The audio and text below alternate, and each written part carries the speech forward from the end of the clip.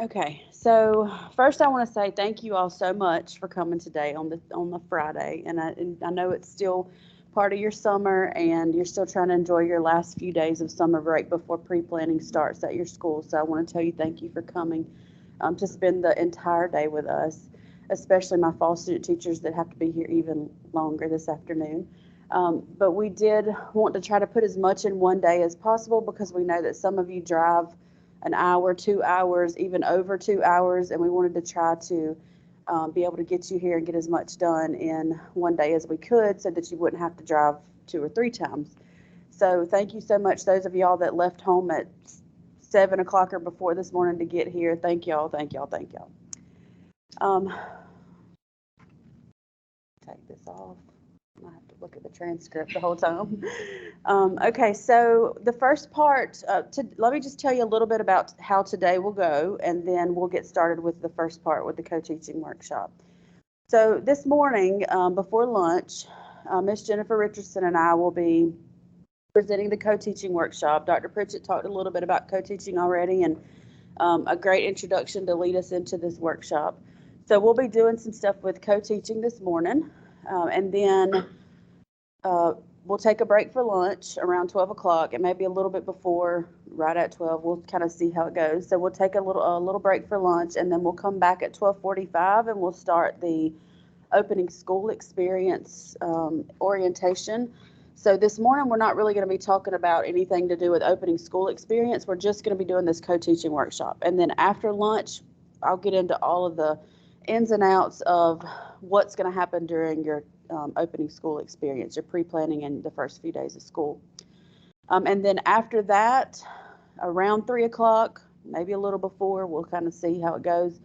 My spring student teachers, you'll be able to leave, and then my fall student teachers, you'll stay, and we will move into your fall student teaching orientation. So I understand this is going to be a lot of information for you today. That's why I said bring laptops or notebooks or something to jot notes down throughout the day. I'm going to be giving you tons of information on assignments for opening school experience, assignments for your fall student teachers. And I know it's probably all going to run together by the end of the day. So just bear with me. But please know that Miss Whaley and I are always here for any questions. Y'all know that we have an open door policy. Our doors are always open. You can always come to us if you're here on campus and you need us, or email or call us. We're here for you. That's what we do. I just want to say too, yesterday I had the master teacher orientation. So I met with your master teachers yesterday online. We did a virtual meeting with them online yesterday. There was a few that were not able to attend, and I'm sending them a recording. Some of them were already some of them were already doing some, not really pre-planning, but some professional learning at their schools, and they were not able to come on. So there are a few that I'm sending a recording to, so they should be able to watch the recording before you start with them for pre-planning. I know some of you may be starting as early as next Monday for pre-planning. I know a couple of school systems do start next Monday. Some more school systems start Wednesday or Thursday of next week. So I know that we're real close. And I tried to make this orientation as close to the start of pre-planning as I could. I didn't want to do it too early in July, but I didn't want to go too late in July because then you would already be pre-planning. So I hope that today worked out as far as timing goes with the orientation. Before I get started, are there any general questions before we start the co-teaching workshop? Are there any general questions right now? I'm going to answer any questions about opening school experience, student teaching, fall student teaching later this afternoon, but are there any general questions right now? Right, she said 12, so lunch break, so we got like 45 minutes to go get something, come back. Yeah, and we're probably going to finish before 12, so probably about 11:45 or so, and then you can have a whole hour. And we do have Chick-fil-A here on campus. If you're not familiar with campus, we do have a Chick-fil-A on campus, and you can get to town really quickly here. It's not far. So I was confused about um, the pre-planning, the opening school experience. It starts from the first day of pre-planning to the first day of school. Is that correct? So for opening school experience, it will be 10 total days, and I'll go into that this afternoon and tell you how that'll look. For certain counties, it'll look a little bit different because each county starts pre-planning differently. So I'll go into that more in detail this afternoon and let you know. And I have like certain counties, I jotted down some dates for certain counties so we can look at your specific county if we need to see what days you'll be going. Any other general questions right now? All right, well, we'll go ahead and get started. So this is Miss Jennifer Richardson. I'm going to let her take a few minutes to introduce. I know she's already introduced herself, but I wanted to tell you, not really. Okay, I wanted to tell you where she teaches, what she does, what she's done for many years. I used to teach with Miss Richardson in Crisp County, and I consider her a really close friend. She's wonderful, a wonderful teacher. I mean, my special ed people, if y'all ever need anything and you call this lady, she's got you covered, especially my special ed, anybody really, but especially my special ed people. So I'm going to let her take a minute and introduce herself and tell you a little bit about where she teaches and what she's been doing for all these years. Passing the mic. Good morning. My name is, like she said, my name is Jennifer Richardson. I am starting my 25th year of teaching. I teach in Crisp County, and I've been in Crisp County for these 25 years. I teach special education. I'm one of the lead special education teachers at Crisp County Primary in Cordele. We have grades K through 3. And because we are such a large school, we serve around 1,200 students. We have 2 lead teachers, one for the K1 side, one for the 2-3 side. I'm predominantly the 2-3 side, the 2nd and 3rd grade. I have taught inclusion, I have taught resource, I have taught self-contained. Just a quick question, who is primary or elementary, I guess you could say? Okay, middle, high, and where are my sped peeps? Okay. Are you talking about the student teaching in the primary? No, just what your field of experience is. Oh, health and PE. I'm doing health and PE, but I'm in the primary. Okay, okay. And then maybe fine arts, music, things like that. I was talking to Dr. Pritchett. I am actually in the specialist program here right now at GSW. I just finished my master's. And I know a lot of you are thinking, oh, she's got 5 years left. Why is she just now starting? Well, I had kids. Well, and if those of you that are young, or if you have kids, you will go broke for a little while. And then, I had kids, wanted to be at home with them. Then my mother got sick and I became a caregiver for her. And in February of 2021, I lost my mother. So I decided it was time for me to come and do what I love, which is teaching. So I came back for my master's, which is something I promised her I would do. And then I've decided to, since I am one of the lead special education teachers at the school, I decided to take the specialist in teacher leadership.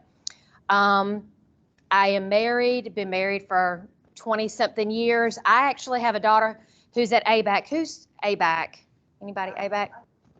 Okay.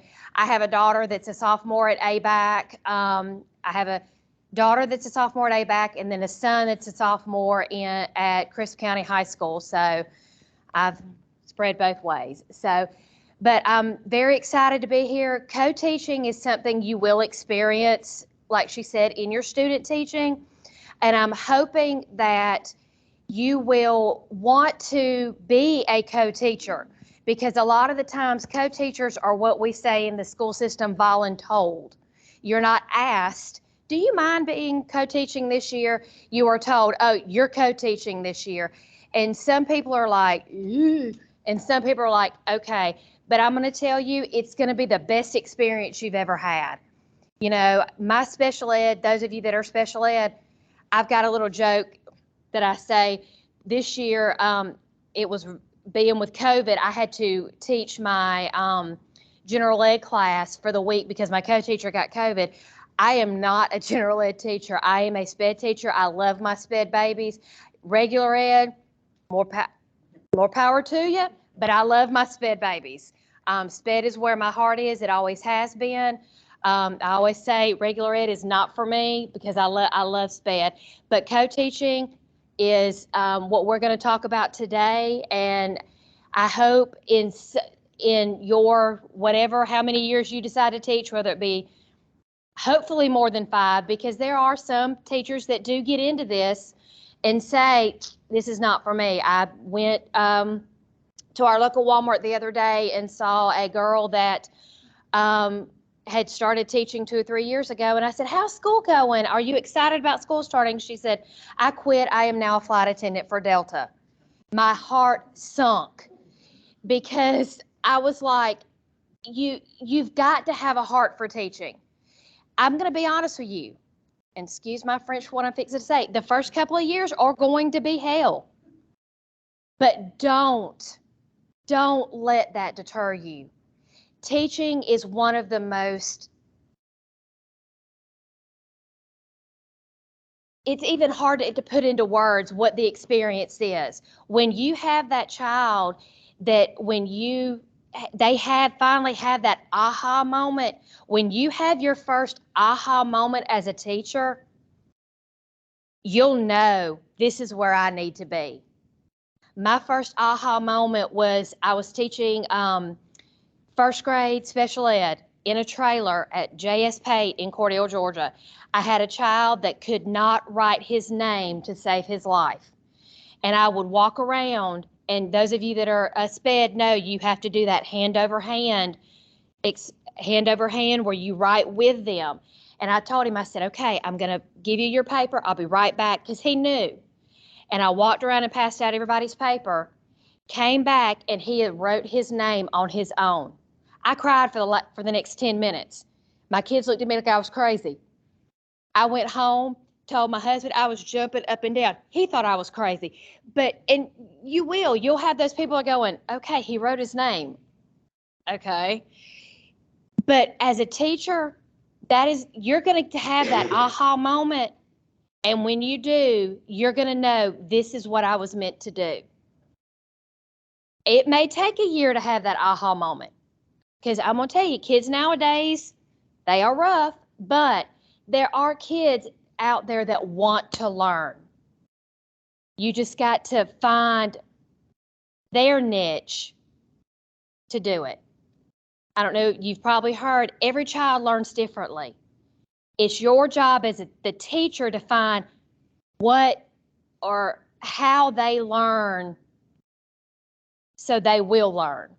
I'm going to tell you, I'm very nervous. This is my first time speaking in front of college kids. I can speak in front of kids all day long that are pre-K, kindergarten, first, second, third. I can sing in front of my church, but I am very nervous to speak in front of y'all right now. So I do apologize. So, but I'm going to turn it back over to Miss Amber, and we'll go from there. All right. Any questions?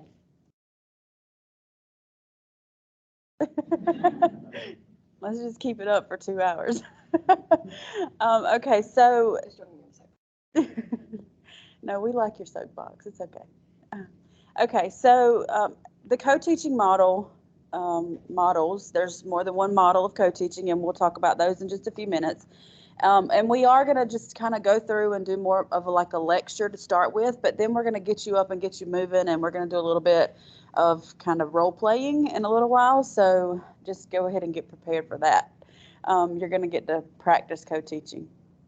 So to start off with, I just want to say, and I think, we've kind of hinted towards it, but, we want you to be, knowledgeable about co-teaching, not only from, when you are in your own classroom one day and have that principal come up to you and say, you're co-teaching this year, whether you're general ed. My special ed people, y'all know about co-teaching already. You've had experience with this in your field experiences. You've had, you've been given information about co-teaching in your classes, but my general ed people, you may not have had any experience with co-teaching in your field experiences. You may not have been given any information about the co-teaching models that are out there. So that's why we want to educate you on the different co-teaching models that are out there that you may be working with a special ed teacher one day. But also, not only from that perspective are we doing this workshop, we also want you to know what co-teaching models look like for your student teaching semester. Because if you are in a classroom with a master teacher, the traditional student teachers, you are going to be doing a lot of co-teaching with that master teacher. Now, I know I have some in here that are interning, so you will be in your own classroom. You're going to be your own teacher of record, so you may not be using a co-teaching model as much. However, you may have a mentor that comes in to co-teach with you at times. I have a couple of CERT-only people in here that have already been in a classroom, and you are the teacher of record already. And so you probably have already had a little bit of experience with the co-teaching models. But in general, we just want you to know that co-teaching is going to be a big part of your student teaching semester. As you all know, COVID completely changed the way we look at things. And a lot of our master teachers in the past few years, during COVID and since COVID, we've heard comments like, I just can't give my classroom over to that student teacher. You know, for the middle of student teaching, whenever you're supposed to be doing the meat of your teaching and you're supposed to be taking over the classroom like it's your own, a lot of our master teachers are like, I just don't feel comfortable handing my classroom over. I just can't do it. These test scores are on me. You know, I'm responsible. You know, I'm evaluated on these test scores. I just don't feel comfortable doing that. So we try to talk to our master teachers, and I talked to them yesterday about this when I was on the orientation with them. You know, that's okay. We understand that. However, you know, we want our student teachers to be able to co-teach with you and use these co-teaching models correctly so that you're doing just as much teaching as they are, and, you know, even sometimes more. Like Dr. Pritchett said when he first came up this morning, you know, if you go in and you sit in a corner somewhere and you don't take initiative, do you think that master teacher is really going to want to turn their classroom over to you? Do you think, but really, do you think that a master teacher would want to turn their classroom over to you if for the first couple of weeks you're sitting in a corner just observing? If I was that master teacher, I wouldn't. Just think about if you were that master teacher 5 or 10 years down the road, if you have a student teacher in your classroom, would you want to turn your classroom over and your kids over to a student teacher that comes in and sits in the corner? I've had that experience several times. I've been a master teacher for GSW, and I've been a master teacher for ASU, Albany State. When your first impression to your master teacher is what's going to make or break you. You need to go in and have that initiative. Don't just sit, like she said, don't just sit there in the back and just watch. What can I do for you? You may sit down, they may say, hey, especially at the beginning of the year, can you cut this out for me? You don't think you're doing anything, but you are. They might get you to do secretarial work, but you're helping. Be in there, ask what you can do. Don't just sit back there. And like Dr. Pritchett said, please put your phones up. I had a student teacher that was always on her phone. I finally looked at her. I said, go put your phone on my desk. And she looked at me, she said, excuse me, I said, either put your phone on my desk or you're going to have to leave, because that was more important to her. And like he said, they're watching your social media. You'd be surprised.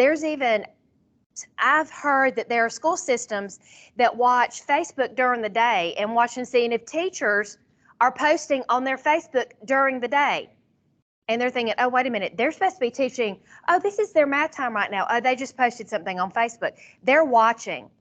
We had a teacher that was an academic coach, plugged in his phone just to charge it. Everything on his phone went to the server in the school system. A week later, he was fired. Be very careful. Social media can ruin you. They watch it. I tell both my kids all the time. My son, he's only 15. He's like, Mama, I'm 15. They're going to look. They're going to watch. You'd be surprised. Yes, the school's posting on social media. Yes, they're going to say, oh, because like a few minutes ago, I looked at my watch because they just sent a reminder about our school being open all weekend so as teachers can go in and work in our rooms. Yes, you're going to need your phone there because there's going to be times where the phones will be down at the school, but both my kids, their phones are at their hips. Don't be that way in the classroom, especially if you're student teaching, because that's going to be the first thing your master teacher is going to look at. Go in, make that first impression. First impressions is going to make or break you. I've had the good, I've had the bad, and I've had the ugly with I keep saying master teachers, with student teachers. And I'm going to tell you, it'll make or break you, because the ugly that I had, they sent me a application, and on there, 90% of those applications will ask, would you hire this teacher, yes or no? That's what they're going to ask your master teachers. When your master teacher, when you go and say, hey, would you be a reference for me? That's one of those questions. Would you hire this person? And if your master teacher says no, red flag goes up. They're going to want to know why. And they're going to ask. So your first impression could make or break you. I'm not trying to scare you, but it will. Your first impression. Don't be that sit back there in that back of that room. Make sure that they know you are willing to do. I remember one of my principals came up to me and she says, I'm like, what do you need? I didn't even care what it was. What do you need? Be that person. Be the teacher that the principals, the assistant principals, the academic coaches know they can come up to you and say, hey, could you do this for me? That if it's within my will and within my power, I will. Because they know they can depend on you. Be one of those dependable teachers, because that's what we're looking for in these schools, is dependable teachers, knowledgeable teachers, and teachers that are willing to do what they need to do. And so that pretty much leads us into the co-teaching. So, your first week when you're in the classroom as a traditional student teacher, you may be doing, like she said, you may cut something for the teacher. You may do attendance. You may do dismissal time, helping kids get their stuff together to go home. You may do some of that stuff, especially in the first week. But if you make that initiative and show that master teacher that you're willing to start co-teaching with them, especially by the end of week 1, week 2, you go into that co-teaching model with your mentor. They know that you are ready to roll for the semester. And by week 5, 6, 7, they may be ready to just hand their kids over to you. Mm-hmm. We want to change what we've been hearing. We've been hearing these master teachers say this, that they're scared to let a student teacher take the reins, because so many kids are so far behind after COVID. And so we want to change that. We want to make this change after COVID and get us back to the way we used to do things. So the end of week 1, week 2, start co-teaching with your master teachers. All right, so we're going to go ahead and just start with the PowerPoint, go into the different kinds of co-teaching models. So today we're going to talk about the difference between collaboration and co-teaching. We all know that we can collaborate with other teachers, but that doesn't look the same as when you're actually co-teaching with another teacher. And then I can learn about the different types of co-teaching, the different models, and then you can identify 3 stages of co-teaching.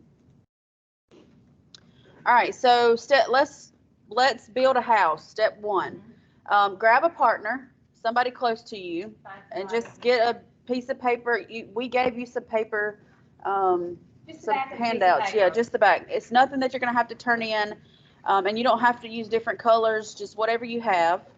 And I will say this, I read this a couple of nights ago looking at something. The first thing that a teacher says when they go up to the board to draw something is, you're going to tell your kids, I'm not an artist. And your kids are going to know that. You'll have those kids that will say, oh, they call me Miss Jennifer. I don't go by Miss Richardson. Because it was, when I first started teaching, I was rummage. It was hard for them to say, so it was Miss Jennifer. I have been, embrace how they say your name. I've been Miss Jenitor, Miss Jenipater, and Miss Jenitor. So just embrace how they say it. Just as long as they don't say it, I'm not even going to go there. But embrace it. But you're going to draw a house with your partner, okay?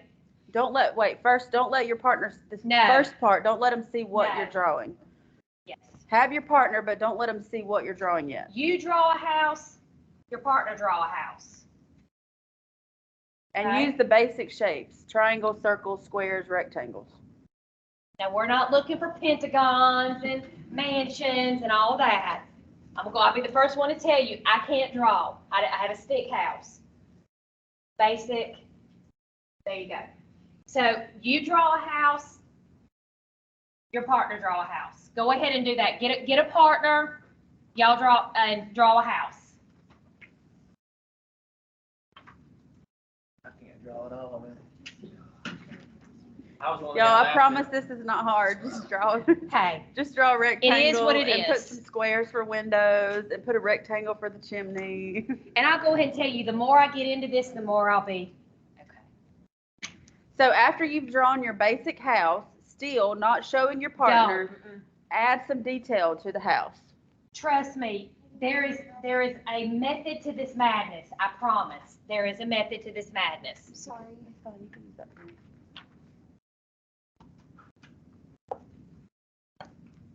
In teaching, there's always a reason.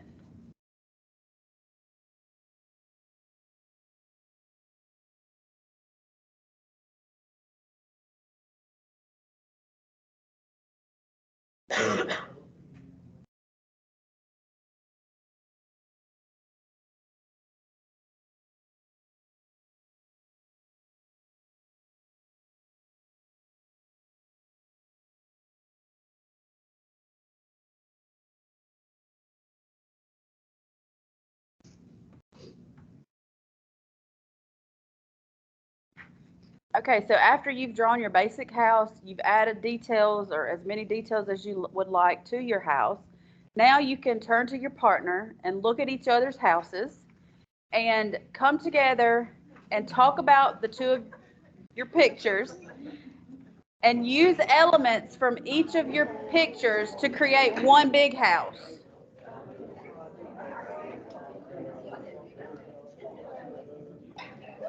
And y'all can, listen, if you need to, you can work in a group of 3 if you need to. Right. It's not a big deal.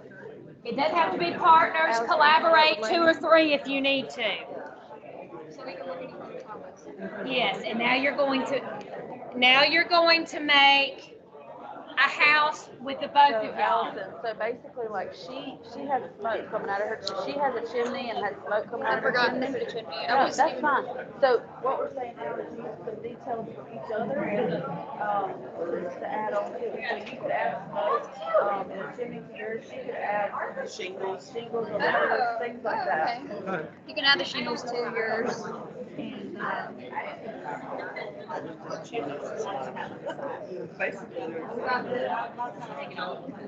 what happens if you're in a rush? Do you see any details that are different?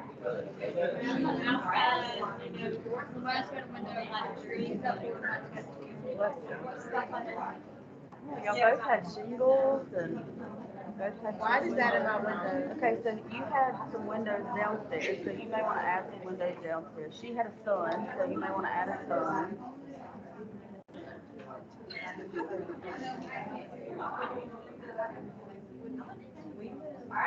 It looks like she had a bird. She had a bird. She had a couple of birds.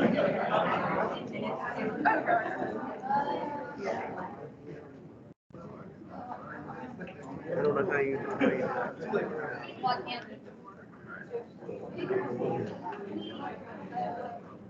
Someone had a drawing.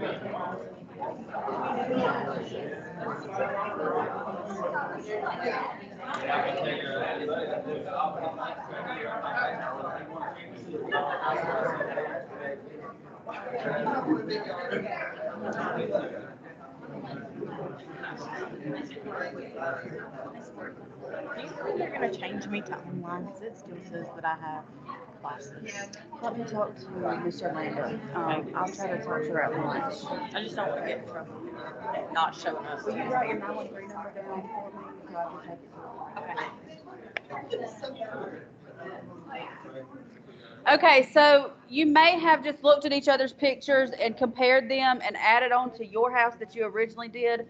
And that's okay. This slide is saying that if you made that additional house, so if you made the third house, if the two of you came together and drew another house, compare the three houses. It's fine if you, I know a few of you just kind of looked at each other's and added on to your house, whatever that person may have had. But just compare the houses and think about what you did. And think about how the house, once you, or how you collaborated, how it was different from when you drew it by yourself. And did you find that elements from the first two houses were used to draw the third house? I mean, you could talk for just a second about that.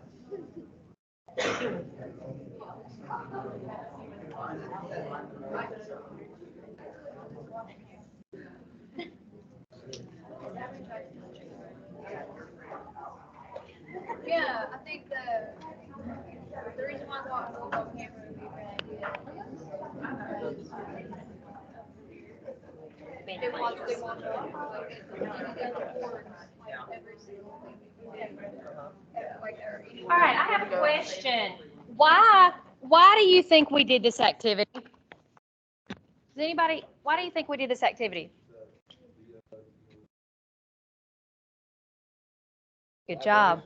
Good job. Well, just as you come together, notice different than I did, so there's better experience learning. Might be something. Right. All three answers were great.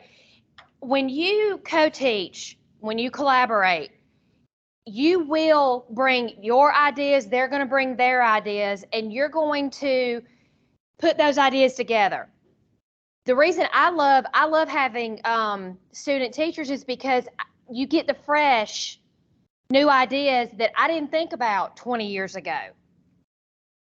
Always be willing, and another thing about this activity is always be willing to take new ideas. Now, I'm going to be honest with you. Some of your master teachers are going to be, what they say, stuck in their ways. And that's fine, because they're going to have that mentality of, I've done it this way for years. This is how I'm going to do it. And that's okay. But also, don't be afraid to put your new, fresh technique on it, because it might change how a student learns. That teacher may be set in her ways of doing it, but your new way may be the one way that student that sits right there is the only way they're going to learn. Because like I said earlier, each child learns in their own unique way. And your way just might be the way that they need. So don't ever think that your way is wrong. Just something else about teaching. Teaching is going to be a trial and error. You're going to walk in and you're going to think, oh, I've got this. And it might happen in your student teaching. You've got everything planned out to a T. This is what I'm going to do. This is what is going to happen. And then 10 minutes into it, you're like, this is just totally bombed. That's going to happen. It's going to happen this year for me, year 25. That's okay. You stop, take a minute, reset, and then you go from there. Okay? Don't think because your lesson bombed that your master teacher is going to go, oh, well, they're not ready for it. No, that's just part of teaching. Even teachers who have taught 30, 40 years have those experiences. The main thing about that is you need to know your curriculum. And we'll get more into that in just a few minutes with co-teaching. The main thing is knowing your curriculum. Okay?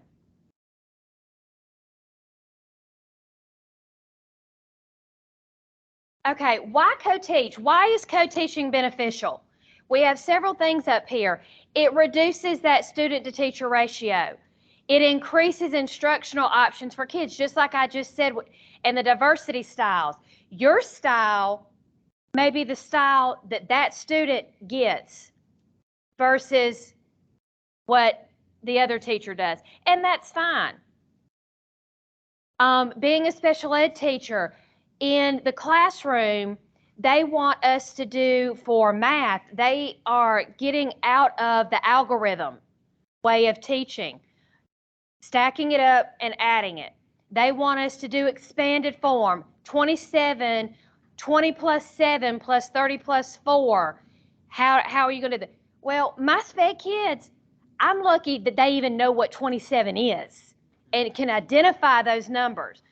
So just because I know they're wanting us to get out of the algorithm, that may be the only way that child's going to learn that, and that's okay.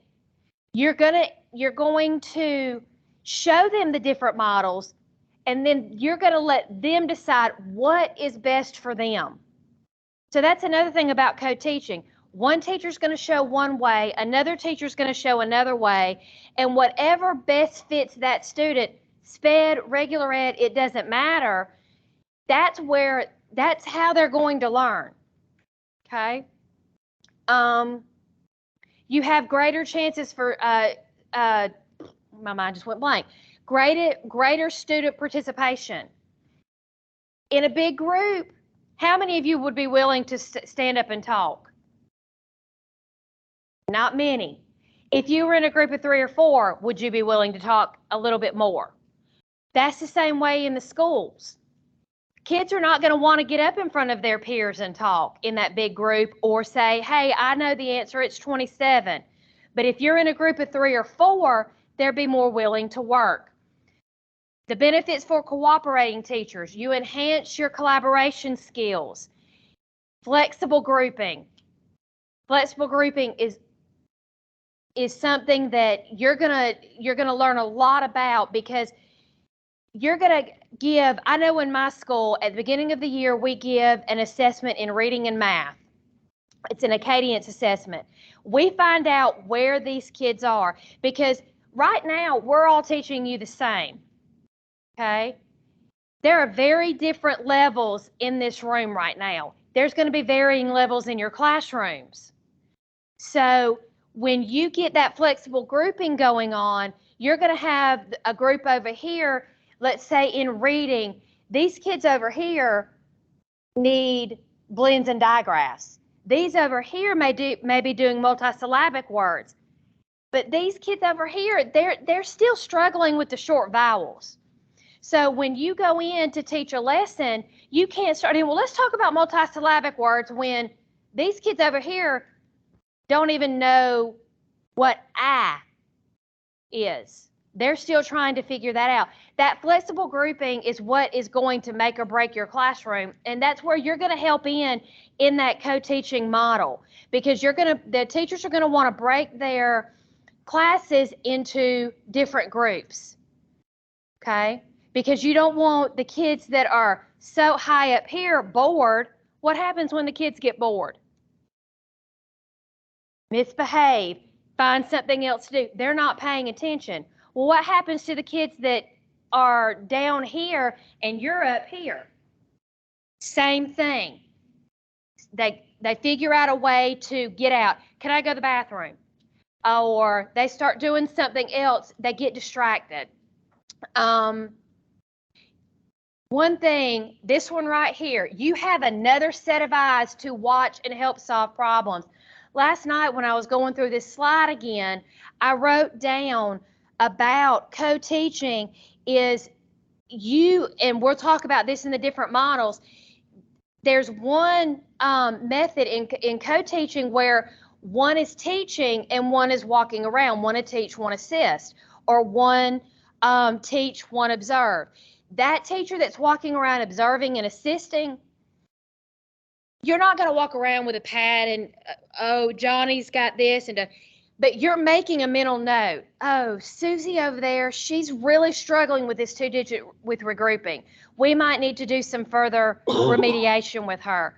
Or, John over there, he really has it. Maybe I can pair him with Susie on the next thing that we do. You're making those mental, that mental thought of what to do.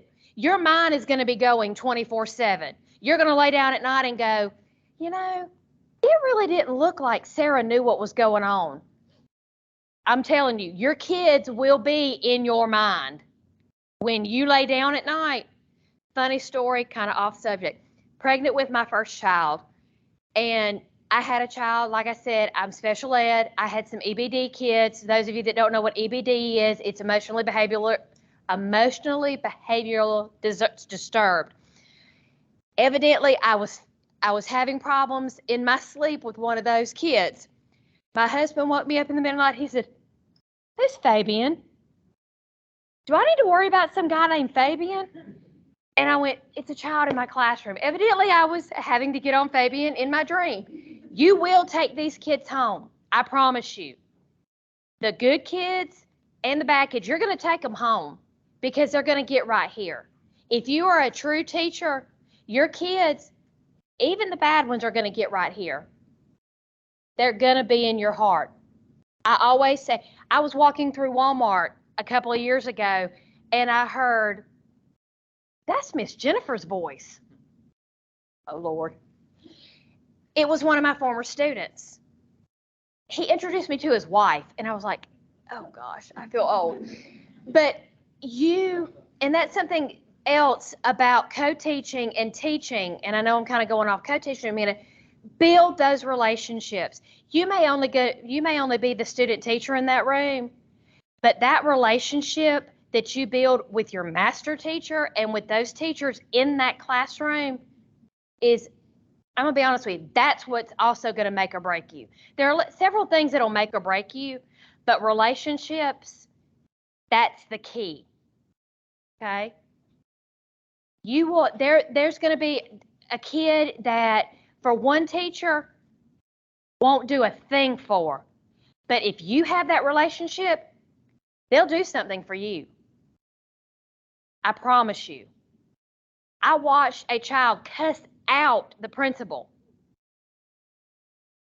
Got back in my room, said something to another student, and the student said, "Miss Jennifer, so-and-so just cussed." He said, "No, Miss Jennifer, no, I didn't. No, I didn't. I promise you I didn't." He didn't want me to know that he did. Because we had that relationship. We had that rapport. And that, for classroom management, and like I said, I know I'm getting off. For classroom management, that relationship is going to be your key. And I'll get back on track. Okay, benefits for teacher candidates: enhance skill collaboration, improve classroom management skills. You get more teaching time, like Ms. Ward said. If you go in and prove yourself, I would be willing, if you come in and prove yourself, I'll hand you my kids in that 5 or 6 weeks. I may be in the background writing notes, and when you, at the end of the day, we'll sit down and say, "Hey, look, this is what we need to do." So when you go in, show your master teachers that you are a master student teacher. They'll hand those reins over, because I'm going to tell you, especially teachers that have been through COVID, we're tired. It's been a rough couple of years. We'll hand those reins over if we feel comfortable with you. But if we don't feel comfortable with you, we're not going to turn them over. Those are our babies. It's not just, like she said, it's not just those test scores fall on me. Those are my babies. Those are my kids. I want to see those kids succeed. Yes, I do look at test scores. Test scores, I look at the data and all that, but those are my babies. I'm going to be the one that they said, "Well, I had Miss Jennifer last year." I'm going to be the one that they're going to look at to say, "Did I learn anything from her?" You're going to learn, you'll have those babies. Okay, you'll get a deeper understanding of the curriculum, and you'll have more opportunity to ask questions and reflect. Okay? So, co-teaching models. You have the whole group approach, which is teaming, one teach, one observe, which I kind of talked about a minute ago, one teach, one assist.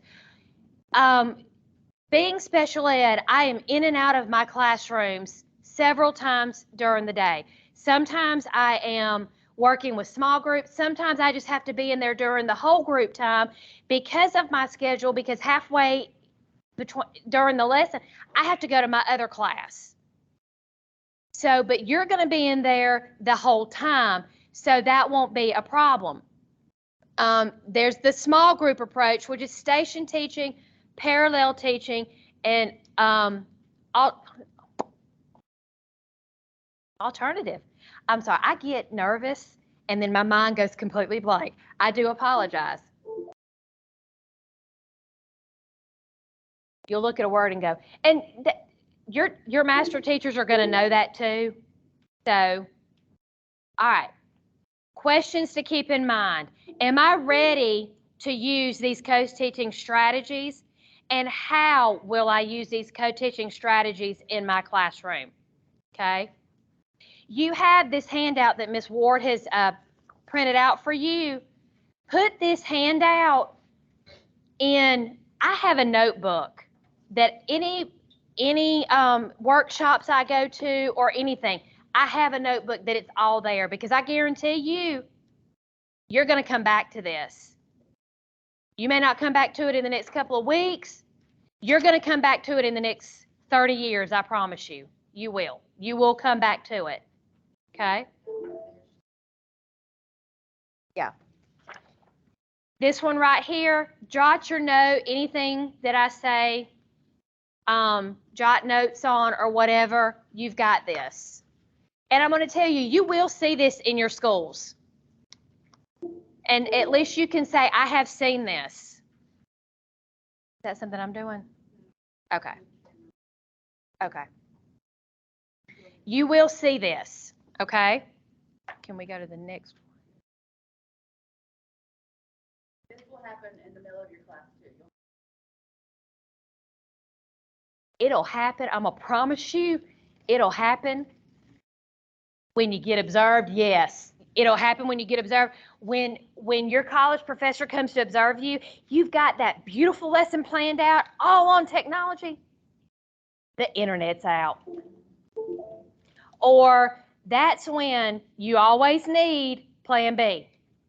Don't always rely on that internet. And that is another thing about knowing your curriculum. If you know your curriculum backwards and forth, you could take what you were going to do that day and make it into a hands-on presentation that you won't have, since you won't have the internet. Because I'm going to tell you, the internet at our school last year. And this is great when you have another person in your classroom co-teaching, they can work on your technology. Yes, yes. You, like right now going on, Miss Ward is dealing with the technology issue while I continue.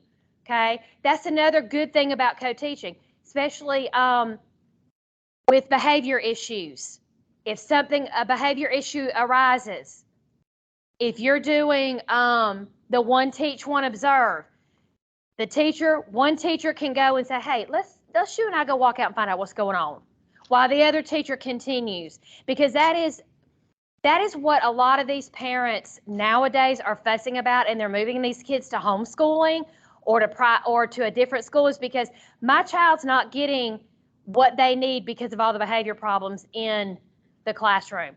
Well, that's when you can say, well, we're a co-taught classroom. That means while that's going on, the other teacher's dealing with it. And you are, especially my SPED teachers, you're going to have that parent. I've had it. When you come in, they'll say, oh, are you the parapro? No, ma'am, I'm the co-teacher. I'm the SPED teacher. Oh, this is an inclusion room. And then 10 minutes later, you're getting a call from the office that's saying, oh, Johnny's been moved out to a different homeroom. Parents don't want him in there. But what these parents don't understand, a co-teaching model is the best model for their kid. Because going through this co-teaching, you're going to see that your child is going to get more one-on-one, hands-on experience than if he were in a regular classroom. You know, a regular classroom, if a behavior problem arises, what's going to happen? The teacher's going to do what? They're going to stop to deal with that behavior, which means everybody else in the room suffers. With the co-teaching model, one teacher can keep going while the other one deals with it, unless it's something major and blood's gushing everywhere. So let's look at these models. One teach, one observe. All right, I'm not going to read this to you. Y'all can read. I'm not going to read it to you. One teach, one observe is what I was talking about a minute ago. One is up there teaching, one is walking around observing, seeing who needs that extra help, who needs more remediation, who might be a good peer tutor for the ones that are struggling, okay? That's what one teach, one observe is, okay? You are thinking about, like it says, you're analyzing instruction and analyzing data to make sure that what you're doing is working. That's something else. When you collaborate with your co-teacher on what you're doing that day, walk around and say, I've been in a classroom setting where we were in the middle of the lesson and I looked up at my teacher and I said, can I just get you for 1 second? And she was like, yeah. And I walk over to her and I go, this is not working. They are totally out there. We need to go somewhere else. We need to figure out a different way to do this. That's one good thing about one teach, one observe. You may say you're walking around being the only teacher in that room observing, but you've got 1,500 things going through your mind at that time. Your co-teacher is going around and observing, is this working or not? Okay?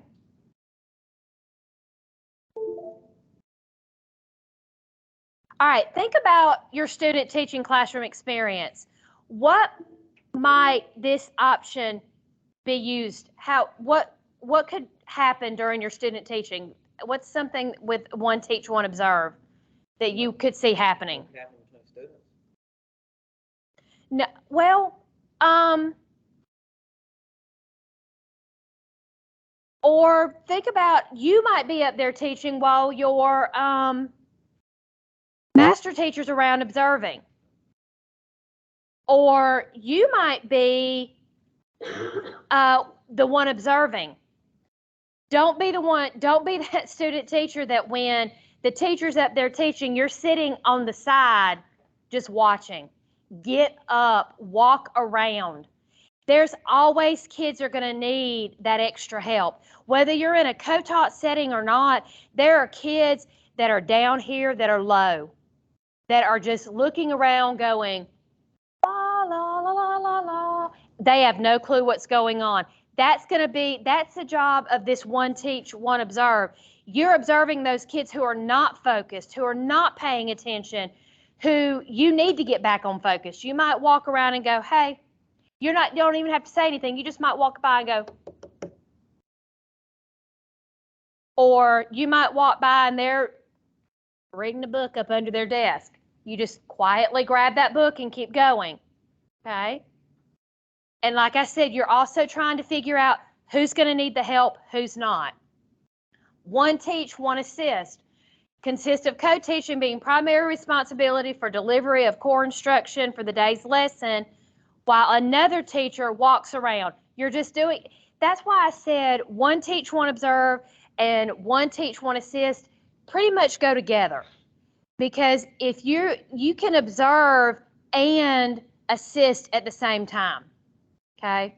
You will learn how to do that. It might take a couple of years, but you'll learn, okay? And as you can see in this model, one's in the front, one's in the back.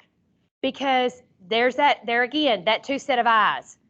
I can't see what's going on in the back of the room back there, but my co-teacher can, okay? They know that Sally's back there doodling, or she pulled out her cell phone. I can't see that from here, but the co-teacher in the back can. Always be up walking around, okay? Kids nowadays are sneaky, very sneaky.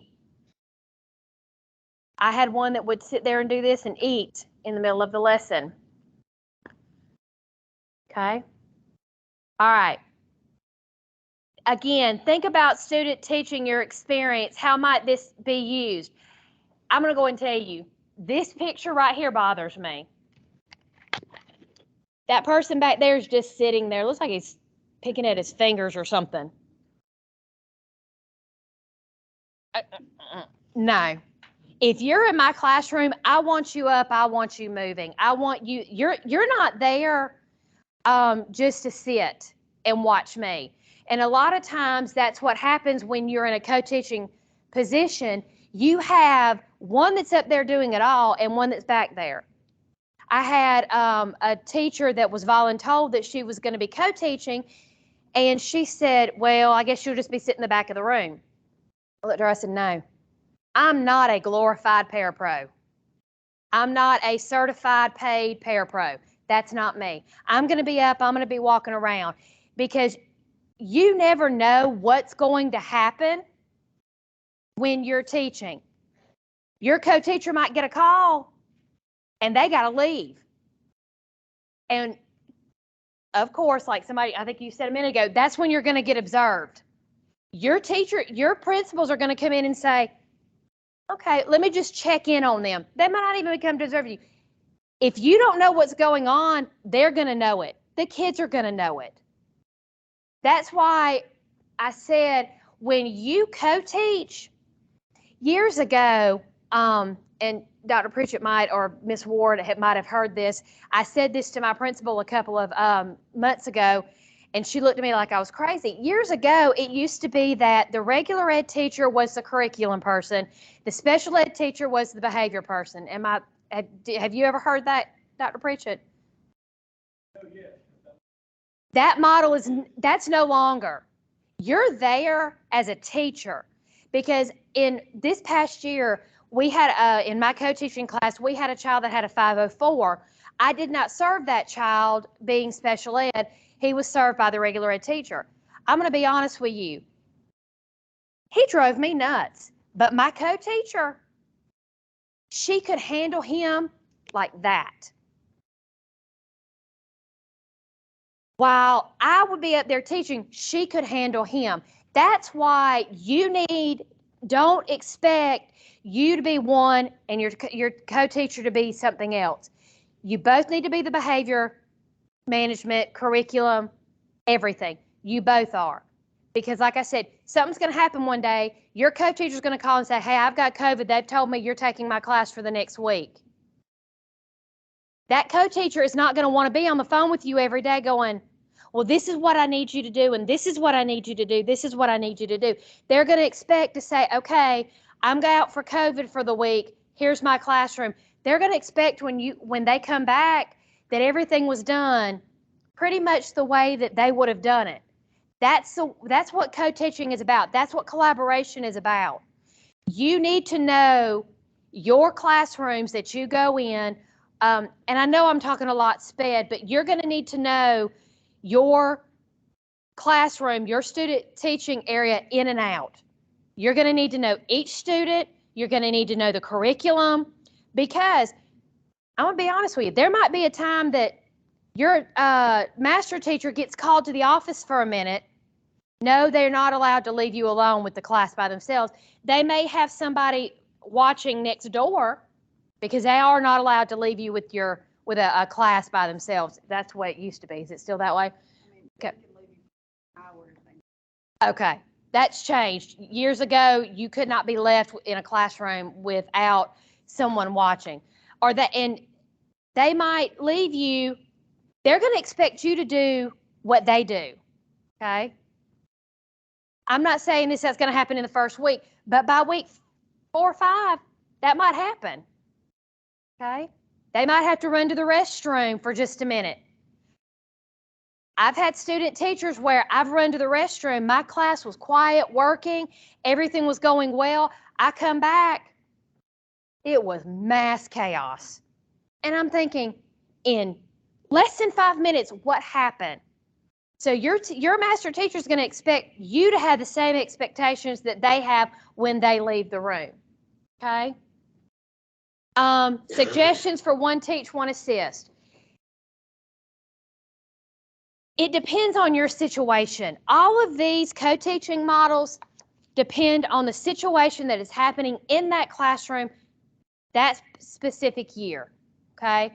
I have to do one teach, one observe, or one teach, one assist because, like I said, I teach special ed. I'm in and out of that classroom 4 or 5 times a day. It depends on how my schedule works. I'm also the lead teacher. When something happens with another student that they need me, I get pulled. And so sometimes I have to. Sometimes necessary for instruction, I have to. Or when something happens with one of my sped teachers and I have to leave and take care of something, one teach, one observe, one teach, one assist does work out. But it doesn't work out when we get into these other models of like team teaching and parallel teaching. That doesn't work because then that puts your co-teacher in a mess. Okay, station teaching. Station teaching is where it says both teachers teach a different situation. This teacher might be teaching the lesson for today. This teacher might be remediating yesterday's lesson. These kids are back there in an independent group doing what something that is about the lesson or about yesterday. They may be doing something that's a review, okay? Or we'll talk about team teaching in just a minute, but then they flow. It's like a every 15-minute thing. This is where that that flexible grouping comes in. Yeah. Technology is with this question, so we're gonna take about a 10-minute break, and let him fix this. So y'all be back about 10:28, 10:30-ish. And if I'm boring you, I'm sorry.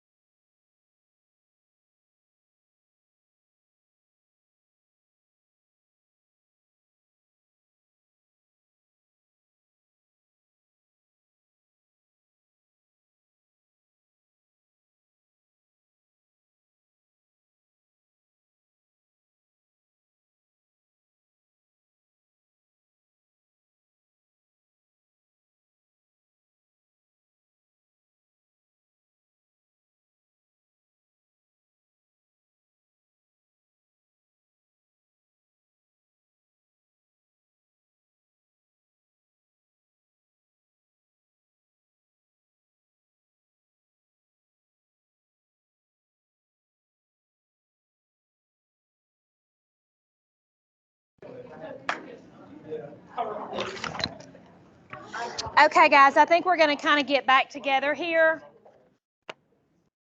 Dr. Pritchett made a good point just a minute ago that I wanted to bring back out was with that one teach, one assist, one ZERB, one assist, you never know, especially student teachers, when you're going to have to flip that role. You might be the one that assisted.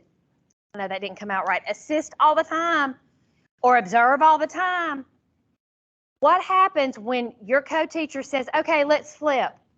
It could be in the middle of a lesson. It could be for the next day, which gives you time to be ready and prepared. But what if the teacher decides, I want to flop because I want to go check on what Johnny's doing back here. I want you to come up and I want you to start where I left off. And that's something else about one teach, one assist. You're going to have to, like I said a minute ago, if something happens and your co-teacher has to leave, you need to be able to pick up right where they left off. Not sit there and go, hold on a minute, let me look at her lesson plans and see what she's got planned for the rest of this class. You need to know what's going on.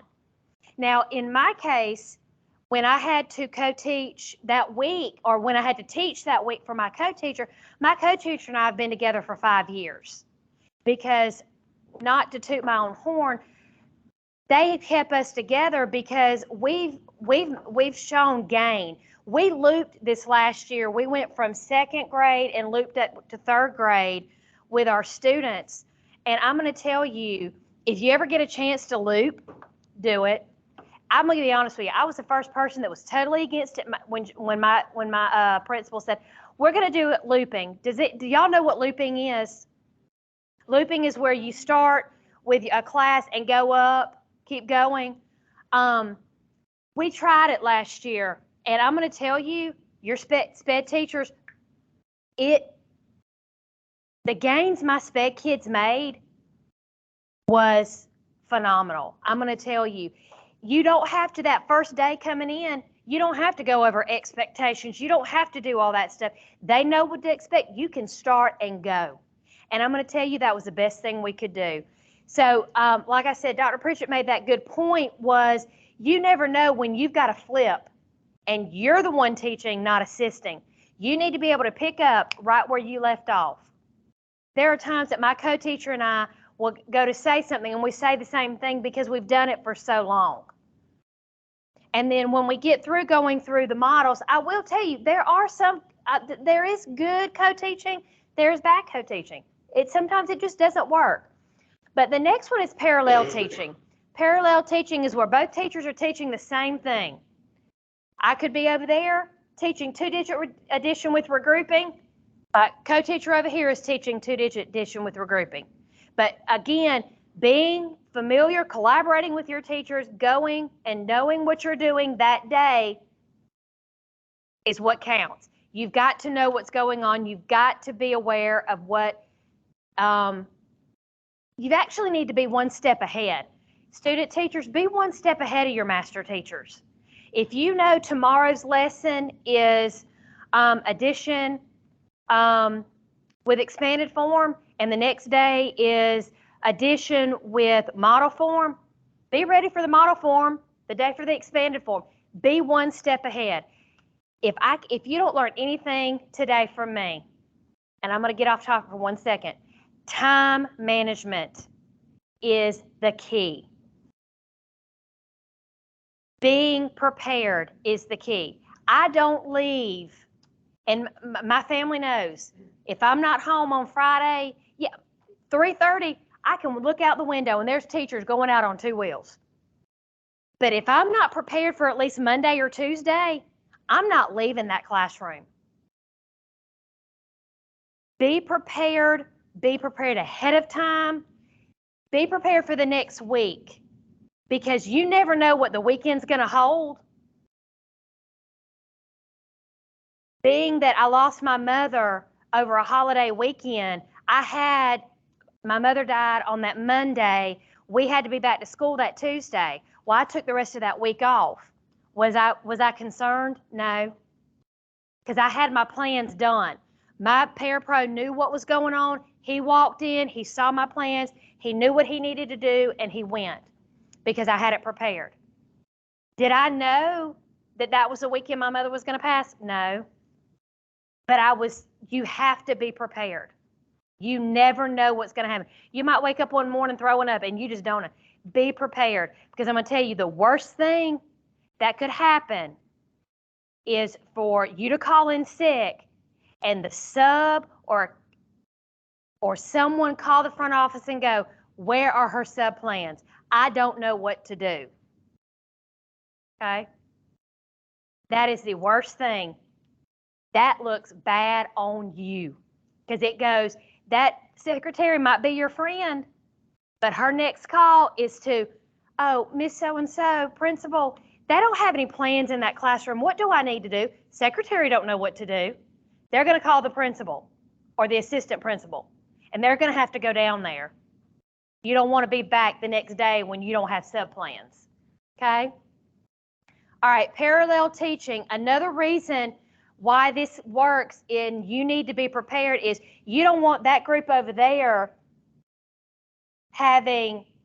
not getting what this group over here needs. Because when you all come back together, if that child goes, well, we didn't learn that. What do you mean you didn't learn that? You need to be together. You need to have it going. You need to be teaching the exact same thing. You may put your twist on it, but pretty much it's going to be the exact same thing.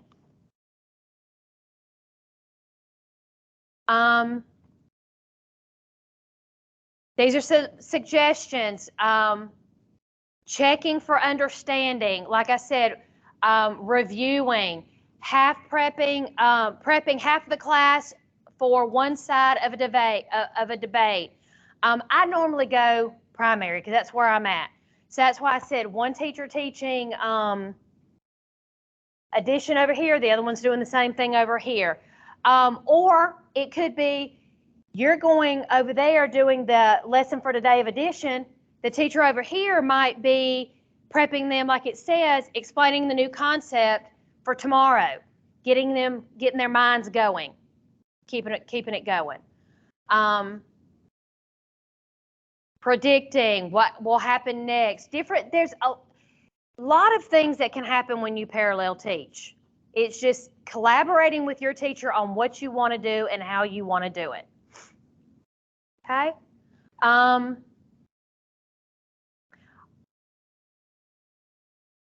Y'all, bear with me. I struggle saying this word and I don't know why. Alternative teaching. Okay. All right. In alternative teaching, one co-teacher partner instructs the large group while the other briefly works temporary with a small group for specific instruction. That's again where you remediate. You might be remediating. You're going to remediate with that group before they go into that big group. Small groups should be formed and reformed based on ongoing assessments. Like I said in the beginning, we do a cadence at the beginning, middle, and end of the year. That data, but you should be doing data every day in your room, looking to see who is making progress, looking to see who is regressing. Because if you're not paying attention to who's regressing, you're going to get that data back and go, she had a 127. Why did she drop down to 89? What happened? That's on you. I mean, you need to be watching. They're regressing. Why are they regressing? What's happening? I know you hear a lot, data-driven. We're data-driven. We're data-driven. But you're going to look at that data to find out what groups, because as I've said before, students learn at different times, different paces, different levels, different everything. Not one student is the same, okay? Every one of you in here is different. You learn differently. When you teach and you form your groups and you reform, you may have to reform your groups every 3 weeks because Amber over here got it. Oh, she's got it. So she needs to move up. She's ready to move up. But you know, Michelle over here, she's still not getting it. She needs to stay in this group. Back to what I was saying. If the kids get bored, the kids get, or they don't know what's going on, behaviors happen, or 90% of the time it's a behavior issue. If they're bored, something's going to happen. Some behavior issue is going to come up. Like it says, caution, if the same group of students are always separated for y'all get it, instruction, it works against the benefit of inclusion and collaboration. Let me tell you, I took Teacher in the Law last semester in my master's program. I've heard this my whole time teaching. When you form your groups, special ed teachers especially, listen to this. When you form your groups, don't have, oh, all the sped kids, they're going to need that extra help. I'm going to put them over here. And then I'm going to put all the gen ed kids over here. Don't do that. Because that, you're just teaching a sped group right here. There are kids that are regular ed that are lower. I've got kids that I had last year that were lower than my sped kids. Don't assume just because they're sped, they need to be in a group all the same. Don't do that. Please don't do that. That'll break my heart. Okay. All right. So think about your student teaching classroom experiences. Think about options. Have we went through all 6 already? No. Okay. Just think about the alternative teaching. What's an option you might want to use? Does anybody have any ideas? Or those of you that already have your own classroom, has anybody already student taught?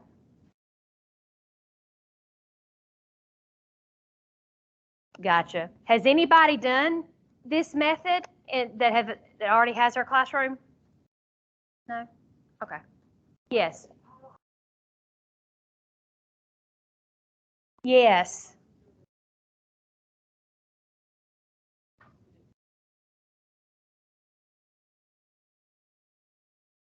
Yes.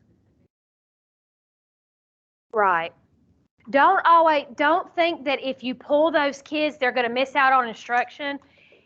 If they don't have the foundations, what you're doing over here is not going to phase them anyway because they don't have that foundation that they need. That's a very good point. Okay. Team teaching. It's where it involves co-teacher partners teaching in front of the class, kind of like what we're doing right now, even though I've been talking a lot more than Ms. Ward. Team teaching, that's what you do. But again, I know I've said this a lot, you've got to know what's going on in that classroom. You've got to know the curriculum, okay? Your students are expecting you to know the curriculum. Your team teacher's expecting you to know the curriculum. Your administrators are expecting you to know the curriculum, okay? Team teachers, caution, team teaching is generally considered the hardest format to implement. Who might know why? They don't know the curriculum, or you have that teacher that, again, this is my room, I'm going to do this, and they don't let that team teacher do their point of view, okay? Both teachers must equally prepare and be knowledgeable about the lesson content, okay?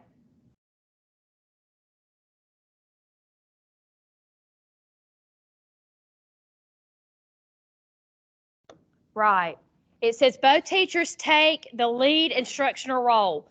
Like she just said, some might be charting, one teacher's over here doing something while the SPED teacher's charting, maybe behavior charts or something. Something's going, there's tons of things that can be happening. I think we can kind of skip through those. Okay. All right, current strengths, Yeah,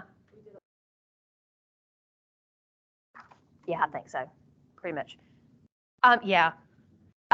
Think about your strengths and weaknesses and reflect on your current strengths and weaknesses, okay? All right, now, here comes the fun part. All right, if I counted right, we have 38 people that are here today. Did everybody sign in? All right, so now we have 39. 39.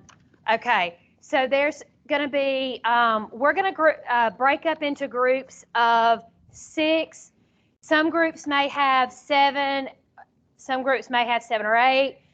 But find at least a group of 6. Okay? I'm gonna set a timer for 2 minutes, so find your group with. Find your group. Go to one area in the classroom with your group. And I'm going to tell you what co-teaching model you're going to do.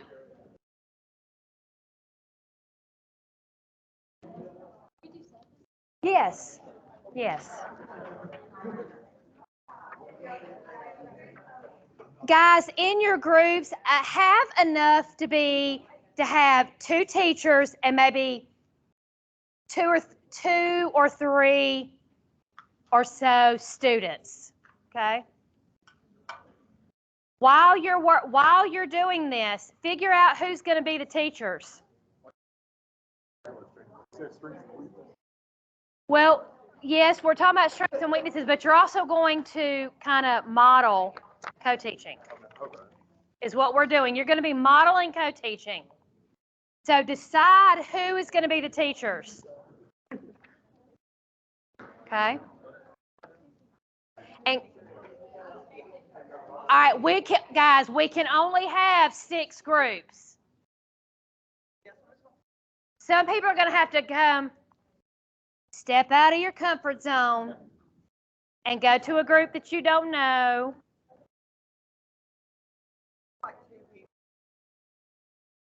Okay.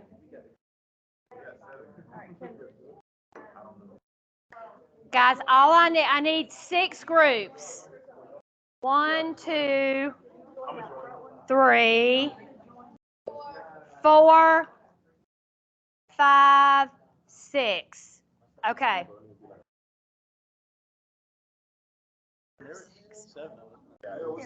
Well, yeah. If there's a group that only has 4 or 5, we need 1 or 2 over here. Okay. There's probably going to be a couple of groups, yeah, that are 7. But all I need is 6 groups.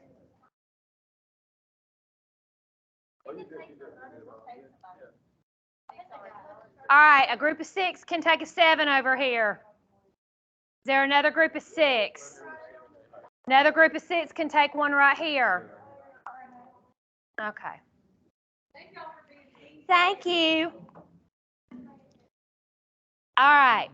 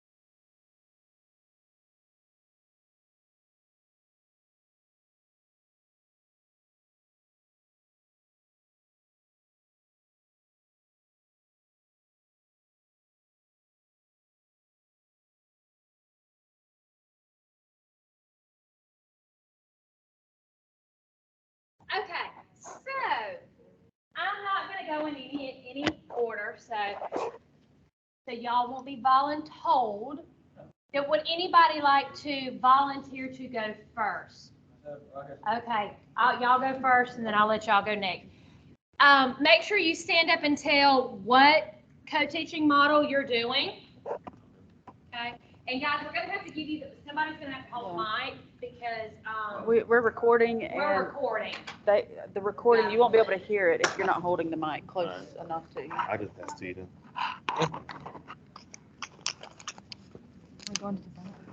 Do they go to the front as well, or do they just sit right here and turn? Wherever you want your. Wherever y'all wanna do it. However you want. Okay, I'll just do it right here. Yeah, that'd work. All right. Okay, guys, please remember, be respectful to your fellow, You need the paper?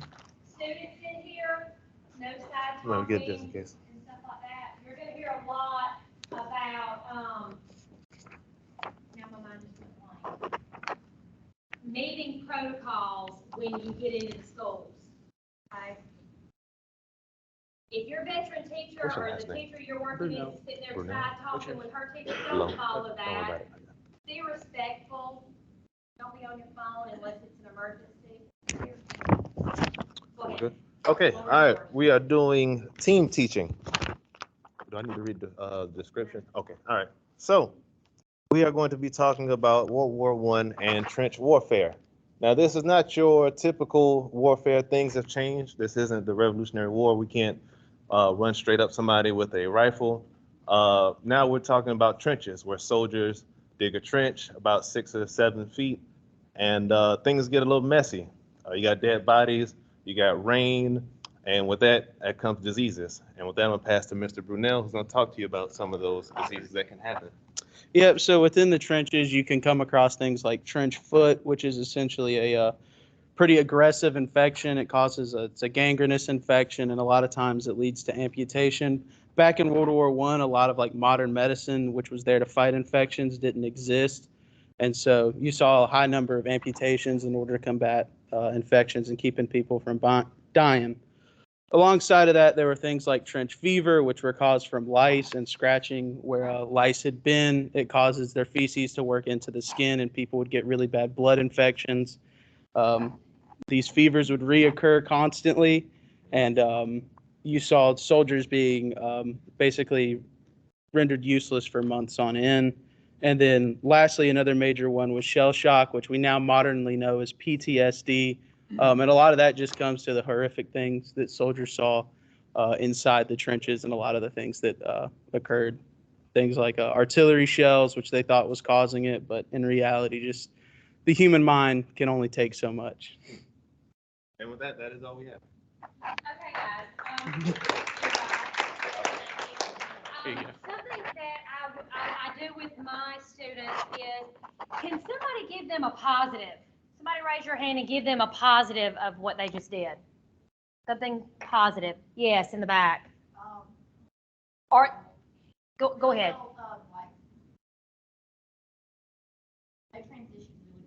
Very good. You can start that out as I like how you, or something I liked about that. Does anybody have any questions about team teaching for them, for Ms. Ward or myself?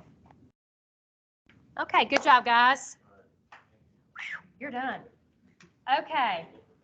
Y'all right here. If y'all need to like, If y'all want to move over that however way. you, wherever you want to go. You're okay. All right. So I'm just gonna pretend like it's gotta be visual, but we'll just pretend. Do I'll your just say what I'm thing, do gonna your do. thing. Okay. Y'all want to sit? All right, Just sit in these chairs right here. Okay. All right, guys, can we come back together? I think they're fixing to start. Oh, excuse me, I'm sorry.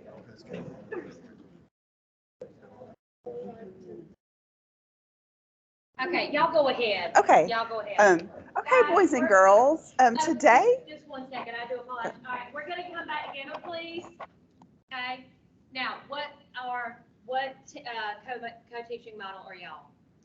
alternate, I told y'all that word. Alternative, I can't, yeah, it was alternative. Okay, alternative teaching. Okay, boys and girls, today we're gonna count from 1 to 20, and I'm writing this on the board, 1, 20, and we're gonna count together. Okay, ready? 1, 2, 3, 4, 5, 6, 7, 8, 9, 10, 11, 12, 13, 14, 15, 16, 17, 18, 19, 20. Great job. Now I want you to get out your piece of paper and your pencil, and I want you to write 1 through 20 in the correct order. Okay, and Leslie and Julie, y'all are gonna come with me, and we are gonna practice identifying our numbers while they practice writing them. Because they are still struggling a little to identify numbers, so before they practice writing them, we need to review identifying. And I'm coming around and I'm observing and making sure that we're where we need to be. And if we're not, we might get pulled next time. So. That it? Yep. Okay. Somebody got a positive? Or, yeah, thank you, I'm sorry. Anybody have a positive they'd like to say? I didn't see all of it. Right. Okay. Guys, with alternate teaching, sometimes it starts out that where's the mic? Oh, there it is. Sometimes it starts out where you'll start out whole group and then you'll split into the smaller groups. I will suggest one thing. If you are doing the special ed part or you're going to remediate, don't make it as obvious that you're going to be pulling them and say, oh, they're going to be identifying because these are going to be writing. Don't make it obvious. Say, hey, why don't I take you two over here and let's work with me writing your numbers? Yes.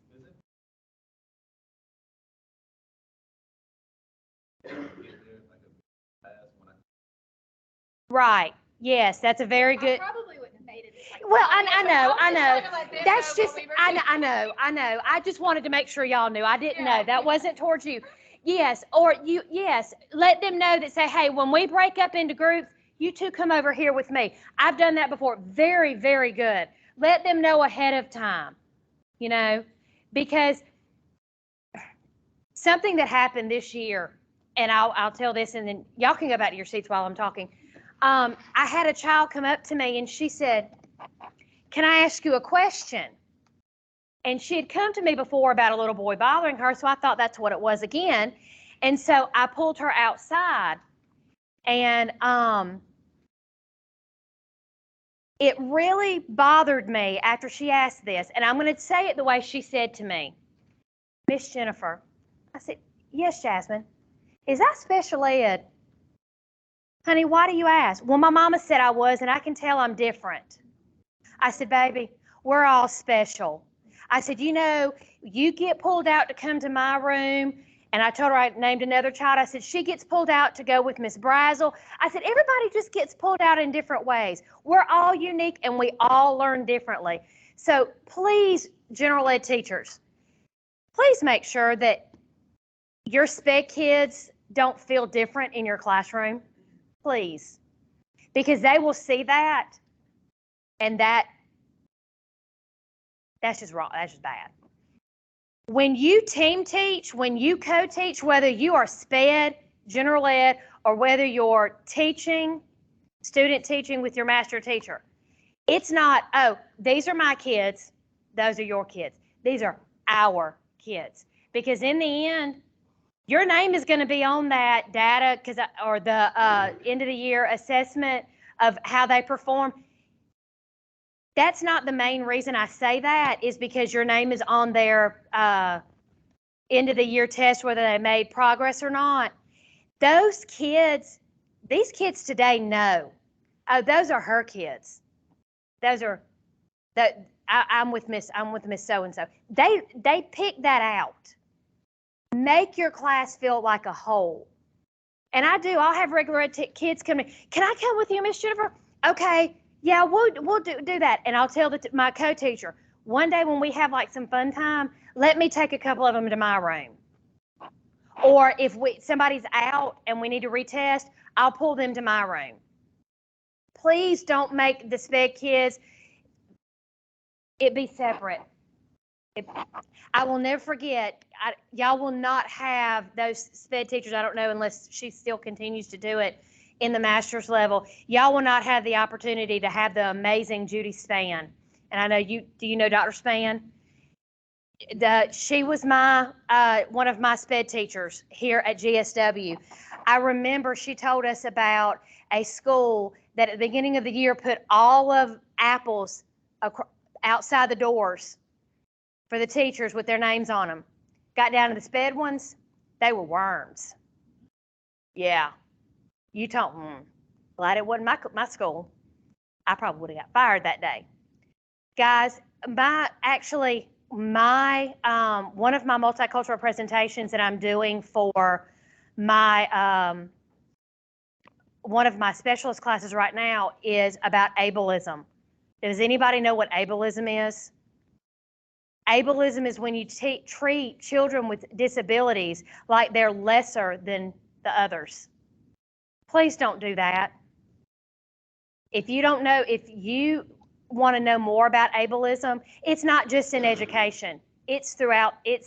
There's ableism in the world, but there's also academic ableism, where you treat those that have disabilities lesser than what we call normal. And like I put in my presentation, what really is normal? What is considered normal nowadays? There's not normal. Every child learns differently.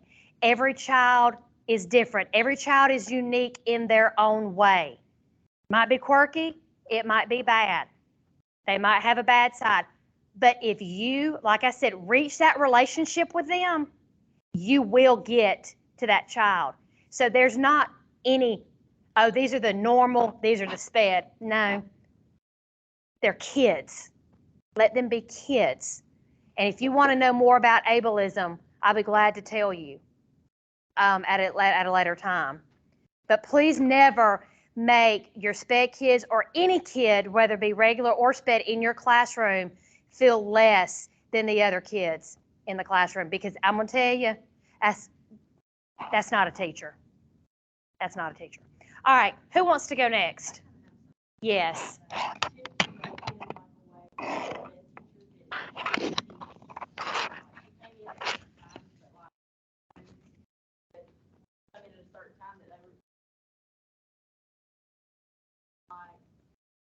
Out, they were never singled out because they knew at the beginning of the day, I mean, it was kids, but like at the end of the day, it was the higher level kids that they just considered like the ones that were advanced readers and things like that. So they were never, and they had no idea. Right. I mean, we knew, but like they didn't. Yeah. Kids nowadays are cruel. They are cruel.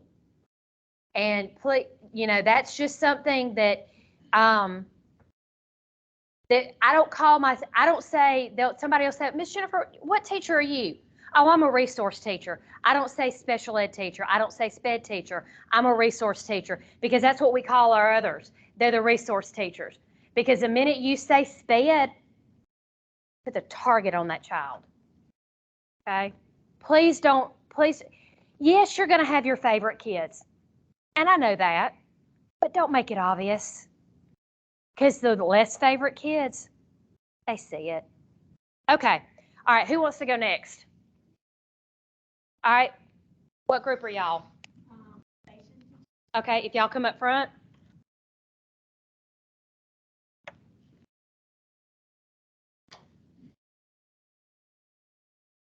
Who's going to be talking? So we were gonna do it like, I'll teach my small group and then like she'll teach hers, but it'll basically really in the classroom be at the same time. Yeah, so what you could do is whoever's going to be with you, walk over this way. Whoever's going to be with her, go that way. And then you're going to be talking at the same time. And that's something you have to be aware of. I Yes, can kind of I do stand in have the a middle loud and maybe voice. they can hear both. I do talk a lot. I do have a loud voice. So you got to be considerate of your co-teacher because there are sometimes co-teachers are louder than the other. You got to be considerate of that too. All right, so y'all go ahead. All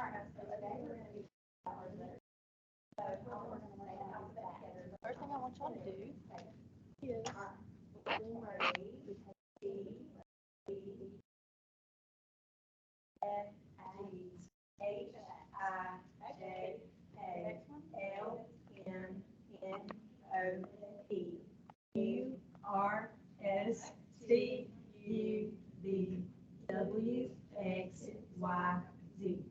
All right, so we're going to talk about these sounds that you're going to use.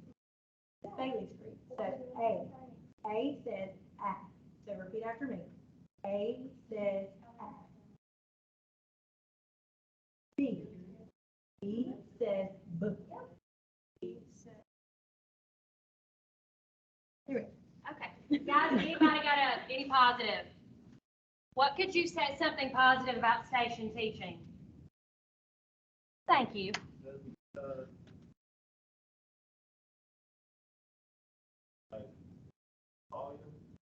Yes. Right. Very good. Very good. Yes. Watching how she heard out over here. Yes. I felt like they were trying to help the students that they were working with, but you didn't know what it could have been. Right. Very good. Very good. That's a very good observation. That's something too, back to what I talked about a minute ago. Y'all can go back so y'all have to stand up here. Don't make it obvious that this is the high group, this is the low group, this is the whatever group. My co-teacher, she did her groups by potato chips. One of them was the Takis, one of them was Twix. Don't say, oh, I need the high group to come over here. I need the low group over here. Make up cute names. Let them make up their own names within reason. So, yeah. Okay. All right. Who's next? Okay. One teach, one observe. Who is that? All right. Raise up word there. Yeah.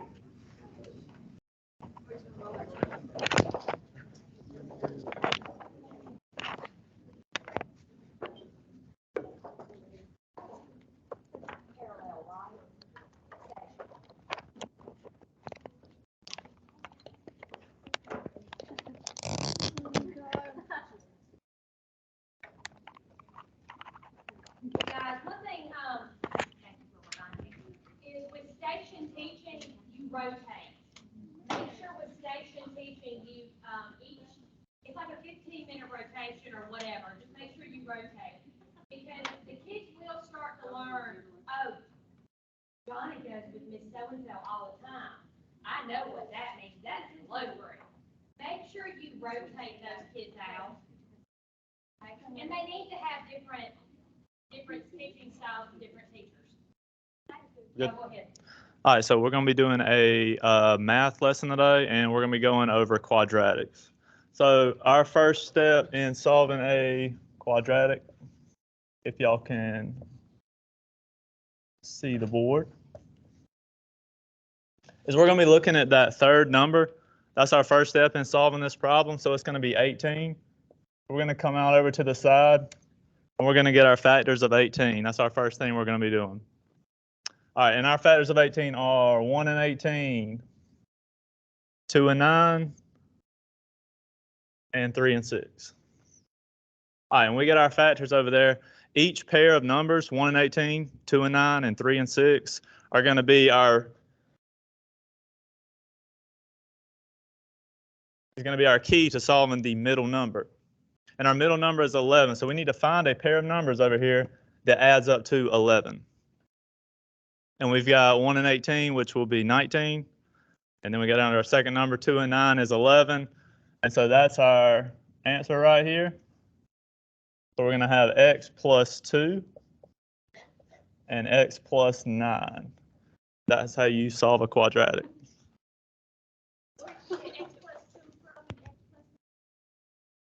You get 2 and 9 from 2 times 9 equals 18. So our pair of numbers multiplies to the third number and adds up to the middle number. All right. I noticed. All right, anybody got a positive? That's all I need to hear. You've made my day. Okay. Yeah. Quadratic equations. Come on, dude. Anybody knows what she did in the very beginning? Guys, can we come back together? Miss Ward had a question. Anybody notice what she did, what the server did in the very?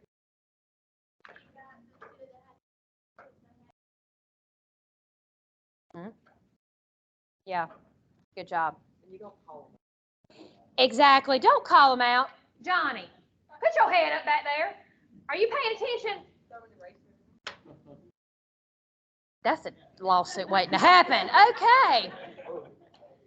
Guys, I've even, go through the master's program after you finish your undergrad, and you'll take teacher in the law.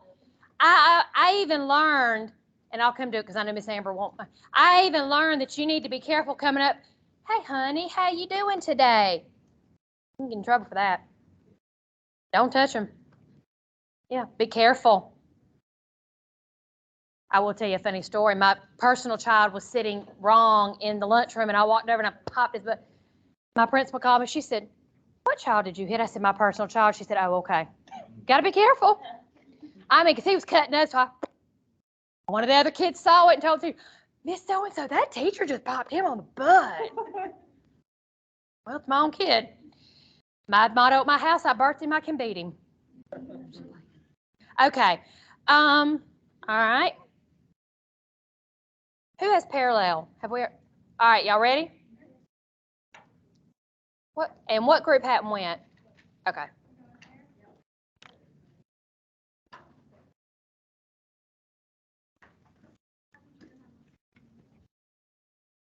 Oh, I'll do that.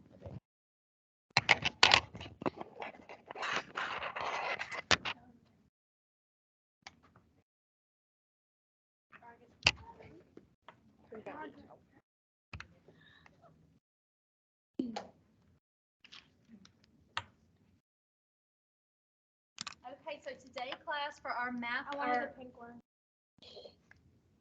okay, for our addition lesson today, we're gonna be splitting the class in two to make it easier for everybody, and so we can hear you more and focus on you more, okay? So y'all three are gonna be with Miss Kelly, and y'all two are gonna.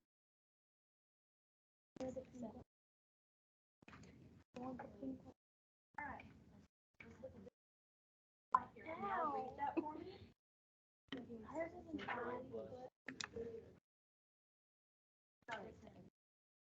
Just think about it as something. Maybe a food you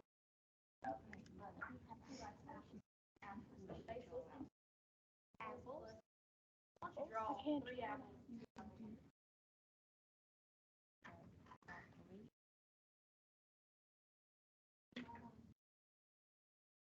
Now, how about you count? Say how many you have.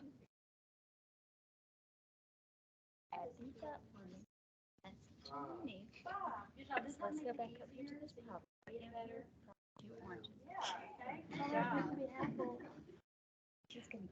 Okay, guys, what do you see? I got a question from what we've talked about. Why is parallel teaching a good idea? What can parallel teaching do in the classroom?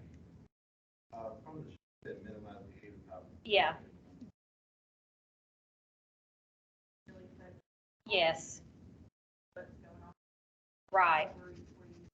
All good answers. Yes. Yes. You're silly goose. Yes. I Very think it just good. gives opportunity to change it up, so they don't just sit in there, just maybe you can have them sit in a different place to Right. kind of Right. let them move a little bit. Exactly. Okay, good job. All right. We didn't clap for the others. All right, last group.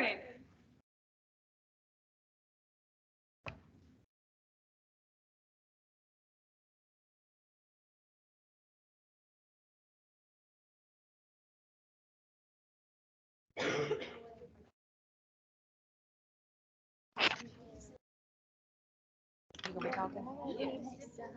Sorry.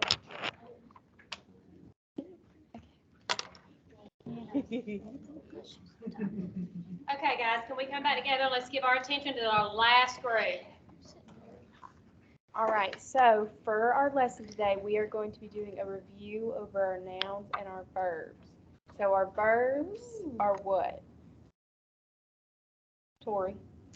They're action words. Action words. And nouns are a person, place, or thing. So on your sheet of paper, you have a list of nouns and verbs. And we are going to be deciding which ones are which. So the first one, swimming. Is it a noun or a verb? I need help. Oh, What was the word? it's a verb. What was the A word? verb, good, swimming. She's already answered. Okay, second word, girl. Sorry. Noun. Noun, good job. Talking, Bryce, noun or verb? Good job. Good job, guys.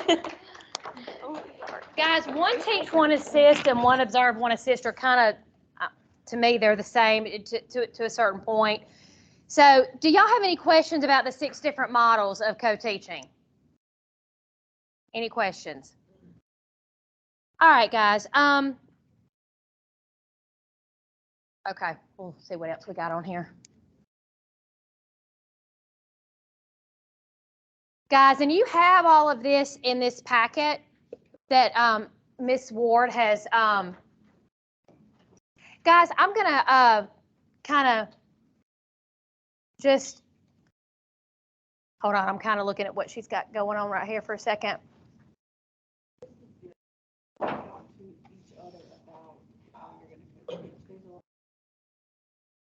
All right, guys, if you look, if you look through these packets, your first one is the models.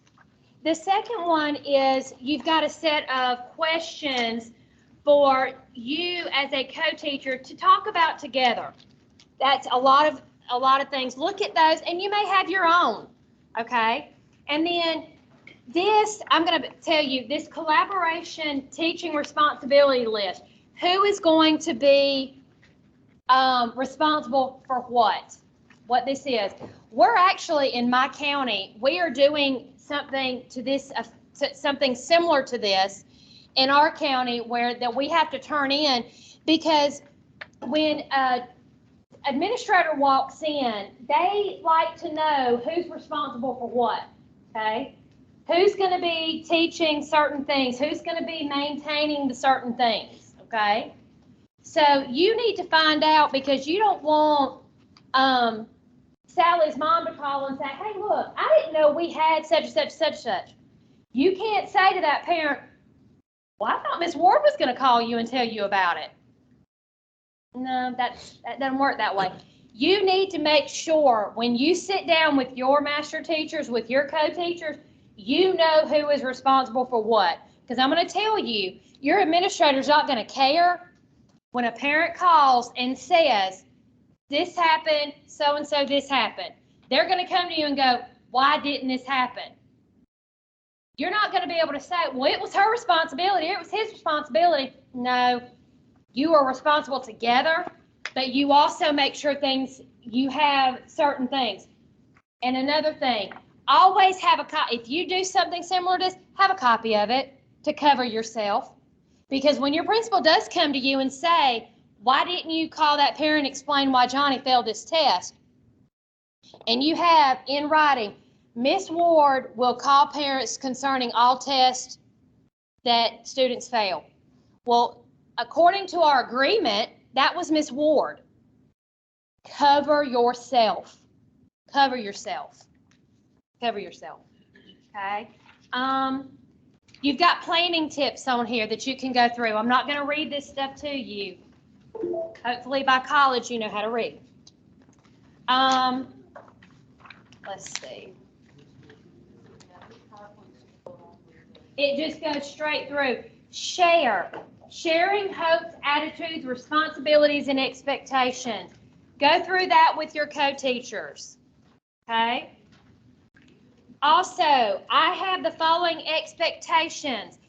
Think about your version of classroom discipline. Might not be the same as your co-teachers.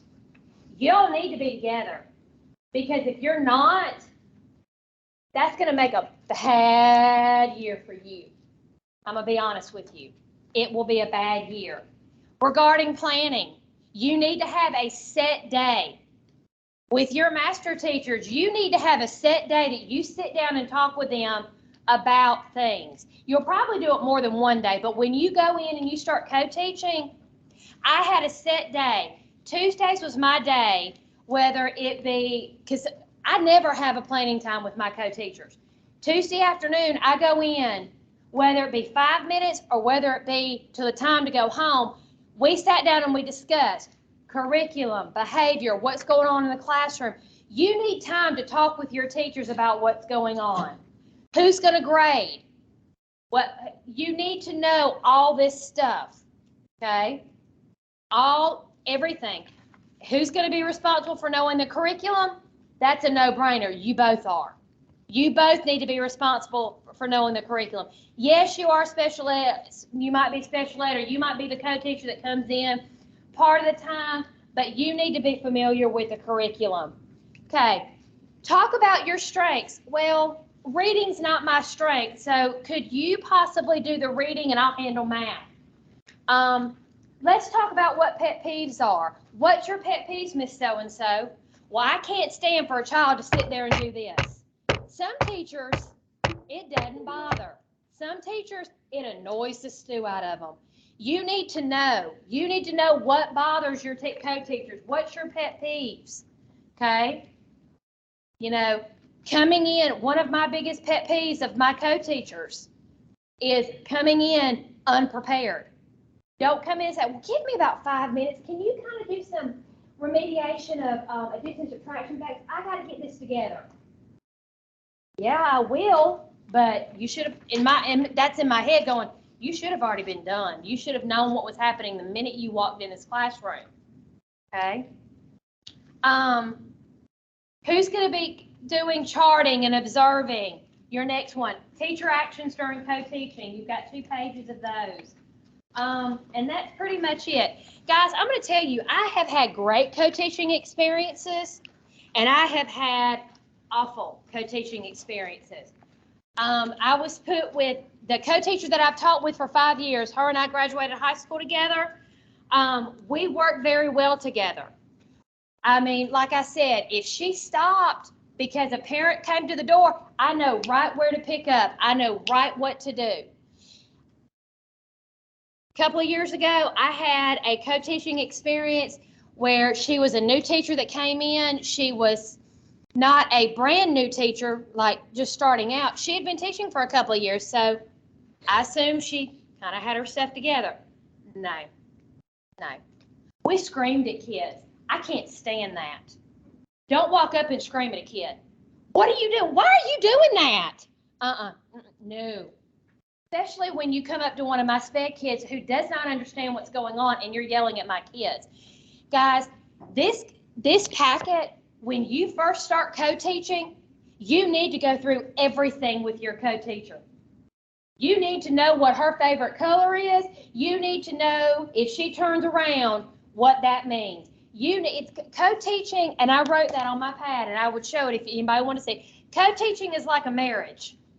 You're bringing 2 different ideas together for one common goal. And what's that common goal? The success of the kids. But if you and your co-teacher don't mingle together, there's not going to be success. I ended up with my sped kids having to reteach what she didn't when they came to my room. Their IEP goals got put to the wayside because they couldn't function in the regular classrooms. They didn't know what was going on. If you do have a co-teacher that it's not working, go to them first. Sit down with them and say, hey, look, we need to talk. Something's not jiving here. If that doesn't work, go to your assistant principal and say, hey, look, give me ideas on what I need to do. They might say, hey, let's talk together. If it's a sped and a regular ed teacher situation, go to that lead teacher. I've had regular ed teachers come to me and say, look, so-and-so just sits back in the back of the room. What do I do? That's when I'm going to go and say, hey, look, How's things going? How are things going in your STED room? How are things going in the inclusion room? I may be by to observe, okay? Because you might look like you got it all together to me, but when you go in that room, you just sit there in the back. SPED teachers or not, or your co-teachers, please don't treat a co-teacher like a glorified parapro. They're not there to do what you need. They're there to teach. I didn't spend over $10,000 or so in student loans and everything to sit back in the back and file papers and cut for you. I know the curriculum just as well as you do. Don't treat me like a glorified parapro. Don't treat your co-teachers like a glorified parapro. Yes, I know that might be your classroom. Those are your kids that are on the roll that are yours. But they're our kids. I had 5 kids that were SPED in that classroom, but they were all mine. And I treated them like all mine. Okay? Co-teaching can be good. Co-teaching, I will tell you, there are sometimes co-teachers don't jive. And things need to be moved. But one thing I will tell you is your administrators are going to first ask you, what have you done to try to help the situation? Have you talked to your co-teacher? What's going on? Have y'all met? Do y'all plan regularly like you're supposed to? Do you both team teach? Do you team teach? Do you work together? And if you can't answer these questions when you go to administrator with a problem, they're going to be like, well, you don't know what's going on.